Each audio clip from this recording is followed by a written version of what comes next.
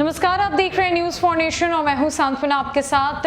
नगर निकाय के चुनाव होने हैं और ऐसा माना जा रहा है कि आने वाले अप्रैल और मई के महीने में नगर निकाय के चुनाव को संपन्न कराया जा सकता है। साथ ही साथ सभी तैयारियां भी शुरू हो गई है। लेकिन अब बड़ी खबर तो यह है कि अभी बिहार में नगर निकाय के चुनाव टाले जा सकते हैं। निर्वाचन आयोग ने इस बात को स्पष्ट कर दिया है कि जब तक नए सिरे से कार्रवाई नहीं होगी, आरक्षण को लेकर संगठन स्थापित नहीं किया जाएगा, एक संगठन का गठन नहीं होगा, जब तक सारी प्रक्रिया नहीं होगी, बिहार में नगर निकाय के चुनाव नहीं होंगे। यानी कि अब आने वाले अप्रैल और मई के महीने में नगर निकाय के चुनाव को टाला जाएगा।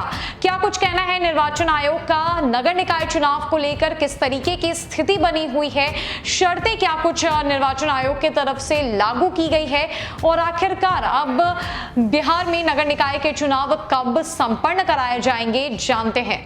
दरअसल बिहार में संभावित नगर पालिका का चुनाव एक बार फिर से टल सकता है। चुनाव के पहले आरक्षण की स्थिति स्पष्ट करने के लिए विशेष आयोग का गठन नहीं हो पाया है। इसके कारण चुनाव टलने की संभावना बढ़ गई है। राज्य निर्वाचन आयोग ने भी इसके संकेत दे दिए हैं। बिहार में अप्रैल मई में नगर पालिका का चुनाव प्रस्तावित है। आरक्षण की व्यवस्था भी पहले से लागू है, जिसके आधार पर चुनाव होना है। लेकिन इस बार बगैर विशेष आयोग के गठन के चुनाव कराना संभव नहीं होगा। इसको लेकर आयोग ने पिछले दिनों नगर विकास एवं आवास विभाग को पत्र लिखकर सुप्रीम कोर्ट के निर्णय की सूचना भी दे दी थी।